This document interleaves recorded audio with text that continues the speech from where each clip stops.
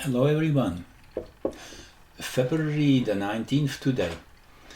We're in the most powerful stretch of time as we speak. In the center column of the Mayan calendar started yesterday with 4 Imish, the red self-existing dragon, and we'll go into March the 9th all the way down here. So these 20 days, they are the center of the calendar of the 260-day template, which is galactic time. Is the galactic frequency which is emerging from the central sun, as the Mayans have understood. This is a time of intensity. As we probably know, this is not a surprise. This is the spine of the calendar of time. It offers a elevated perspective of what is going on in your personal life as well as in the bigger picture, brings us to a balance, to a center point where past and future meet into the now. Really, it is really the most intense time of experiencing the now and rooting in the now, and really going to this vertical dimension of rooting in our inner power and tapping into our infinite potentials. So the sun actually did again something really amazing, and it seems we are definitely on the very best, I would even say, potential possible timeline. The sun's random intelligent actions definitely confirm this. And why do I say that? Well, on the 17th, which actually was a day of the sun, that was a season day too, and the 4 season days are super powerful. These are the activators. They really churn the wheel. They bring a new momentum into whatever is happening. And I should tell you a little bit about the season days maybe quickly, but let's first go to the sun. So this was on the 17th of February. There was a rare eruption from the south pole of the sun. Most explosions on the sun happen near the equator, where sunspots tend to cluster. However, today, that was the 17th, something blew up 90 degrees away near the sun's south pole. This polar blast propelled a bright coronal mass ejection straight down out of the plane of the solar system.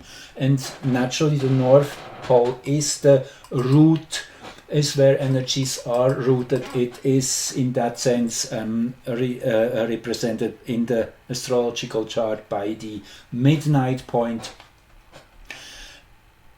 Now, I happened to be able to capture a screenshot of this fast-moving video when this blast occurred, and this is what I show you here. This is no, it's the wrong way. This is the one you see. This is when it just starts coming out of the sun. That was at 13:19 universal time on the 17th, and I did cast the chart for that moment, and this is what it looks like. 1:18 p.m. on the 17th for Greenwich, and you see there is this powerful opposition here, which we talked about definitely several times. Hygeia, Nessus, and the dark moon, and Juno, Orcus is here too. So in a very overall interpretation of this axis, this is bringing insight and focus on what's going on this planet, in health and all of what has been tampered with. Orcus is here to transmute, to transform, to alchemize all these dark energies and bringing it into an alignment of inner insight. Juno is the being together with family, friends, and the collective. And yes, Hygeia is health, well-being, Nessus is that pathological element within the whole. So all this is really coming into focus now, and this is, as I said repeatedly, the main engine of awakening which is happening on this planet, with all these people who are having serious issues. Pretty much everybody knows someone who has health issues these days, or who even passed away. Very sad in that sense, naturally. So, but this is kind of the anchoring point, and this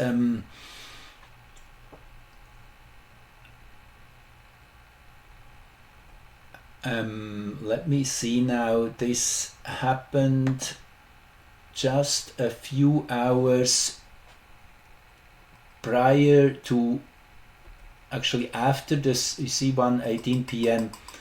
A few hours prior, Mercury and Pluto had their exact heliocentric conjunction. So Mercury-Pluto, this is challenging the mind in a very overall way. Teasing, tickling, bringing out that that investigative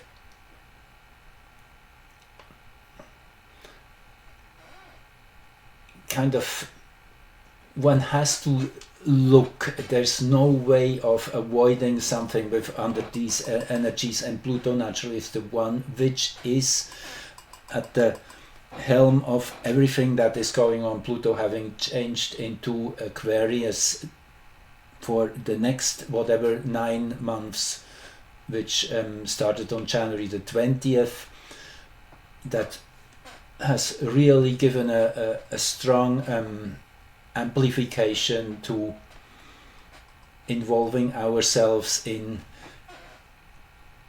I would say, into a more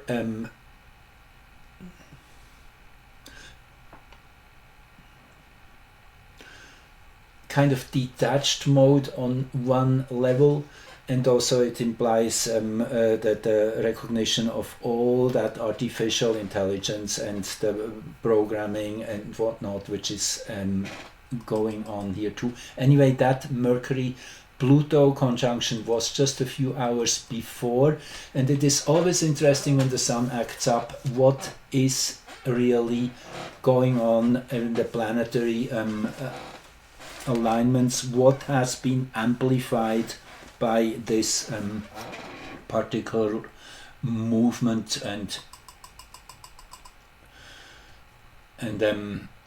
kind of emanation of the Sun speaking up. When we look at this same moment in the geocentric perspective, what stands out is that Venus and Mars were here perfectly at the helm of the chart. This is when Mercury and Pluto had their conjunction heliocentrically. So this tells me, yes, all that mental challenge is about the Venus-Mars issue, and Venus-Mars now in Aquarius together with Pluto too. This is intense, this is passion, this is a new creation. We are actually moving towards a Venus-Mars conjunction just a few days away on the 22nd of February. And I'm just teasing you a little bit here with this chart. You see again the 7th degree of Pisces, Virgo, which we have been speaking of so much of, which is about that coming together as a collective into a greater family. That is what particularly this area of the zodiac is all about: family and deliverance, which is the taste of freedom, which comes through standing together and helping and supporting one another. All of that in that Venus-Mars conjunction upcoming on the 22nd. There's so much going on, really. I have a hard time keeping up here, and I want really to give you the most powerful information and not overload you either. The last one was a little long, I know, so I try to keep it a bit more concise and short. But let's now see where we're going with this. Right, so on the 16th, actually a day prior to this solar eruption, and let's go back here to the Mayan calendar for a sec. You see, we have the 17th here, where this filament on the sun's north pole erupted on the 16th under a Kawak day. Kawak is storm. That was the blue lunar storm. There was an X 2.5 flare, and if we go here you see it, that spike up, very sharp, intense spike, and this triggered a coronal mass ejection towards Venus. Yes, towards Venus. And they say it won't strike Earth, however it will hit Venus, according to the NASA model, on the 18th of February. Again, if we go back to the Mayan calendar, you see the 18th is the day when we entered that central column yesterday.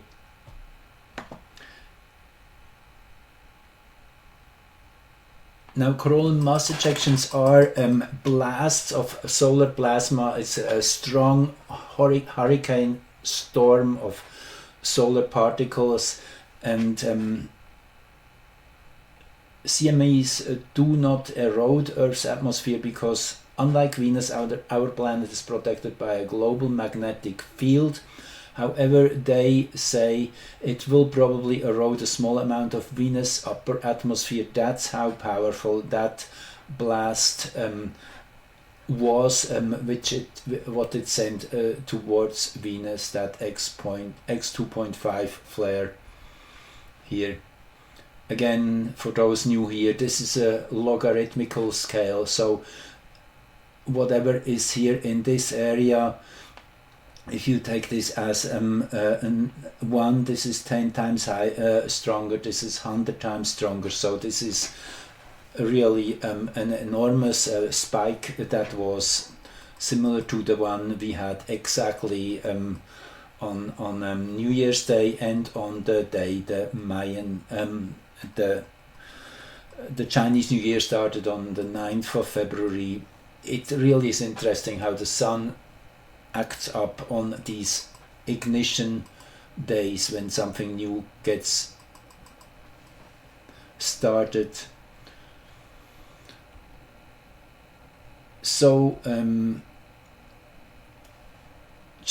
let's quickly go back to that blast on the 9th of February on Chinese New Year, which also hurled a coronal mass ejection into space, which also did not hit Earth directly, but it was heading for Mercury, Venus and Mars. So it's the personal planets which have been blasted, which is really the triggering, in that sense, indirectly us to perceive a higher frequency from these planets, triggering naturally us to perceive emotions and thoughts and actions in a more intense way, one could say.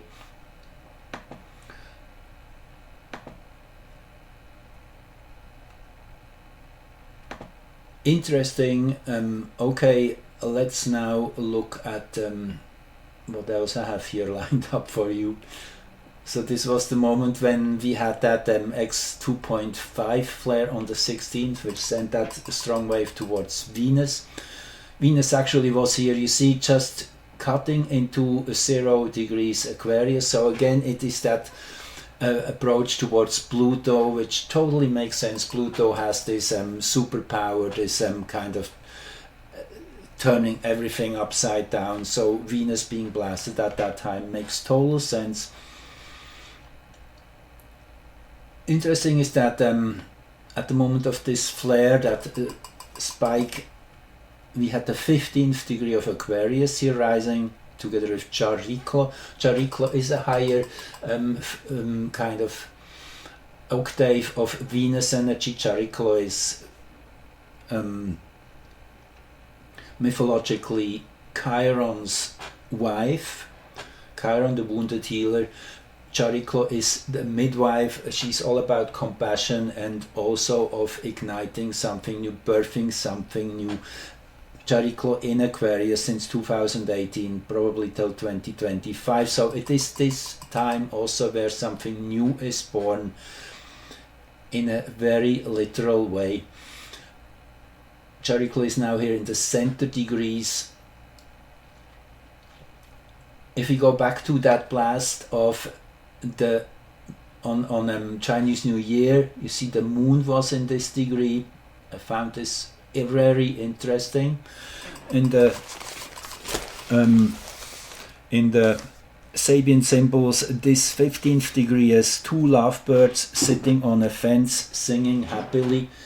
This is a beautiful oracle which shows that something is coming into harmony. We are connecting the two different sides, the emotional and the analytical mind come into focus with one another. That's kind of what it also implies.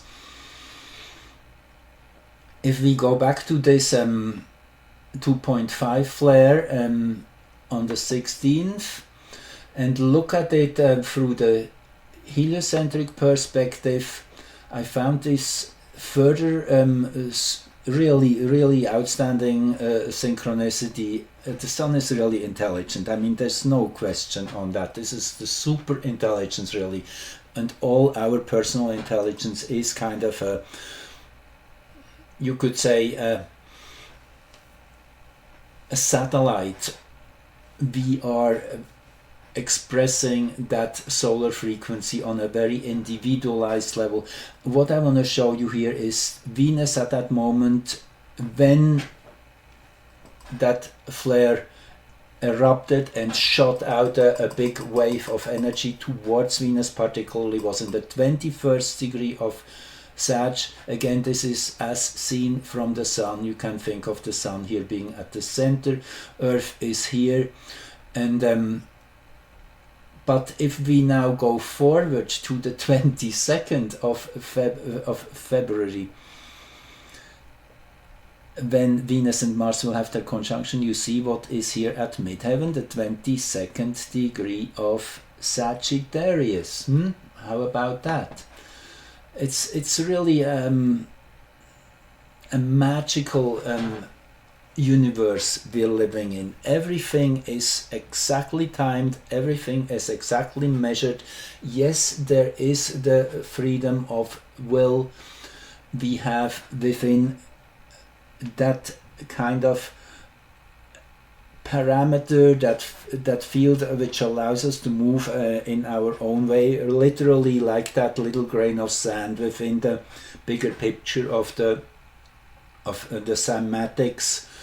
Cymatics, again, if you have a plate of sand and you vibrate it, then the particles of sand are forming a particular pattern. And in the bigger picture, yes, each particle kind of is part of that bigger picture. However, if you zoom in,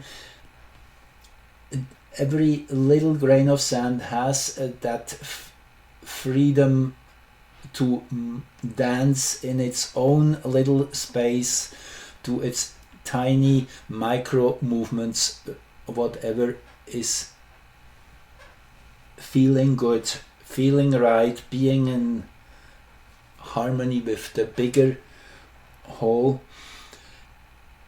Interesting also is if you think of each single grain of sand is part of that overall frequency, and if you think that an individual grain of sand can expand its personal consciousness, this will affect the whole frequency of the entire system.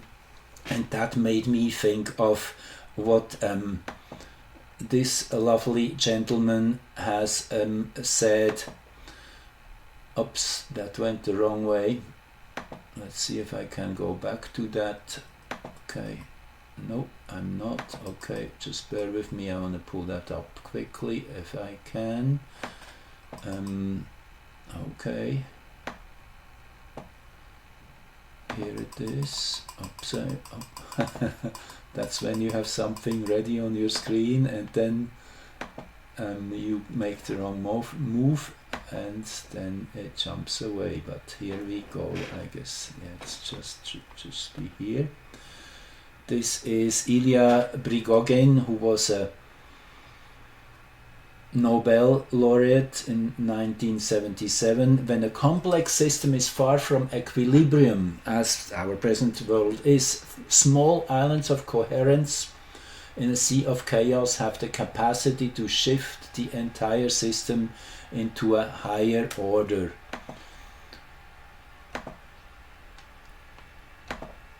Yeah, that's one to sit with for a moment.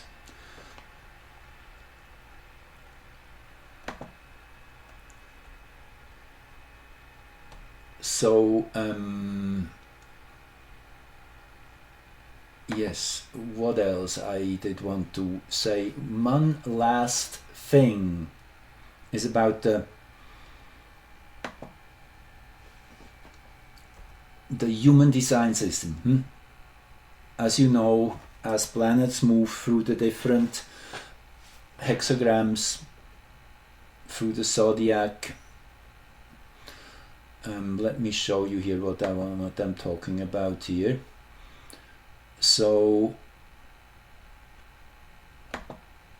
here we go. You see, this is the overlay of the 64 hexagrams according to the human design system, which is an enormous expansion, adding a whole new level to astrology. So 41, that's where Venus and Mars will have their conjunction. This is the hexagram of decrease. Decrease meaning we are going through the experience of lack, of something missing, which also is the place of going to the very lowest place and kind of where we get filled, where things get received. And the hexagram 30, which is fire above and fire below, where the sun is right now, where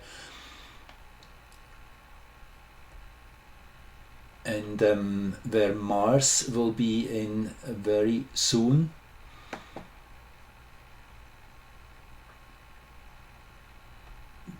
Not Mars, let me see which one it is, and it is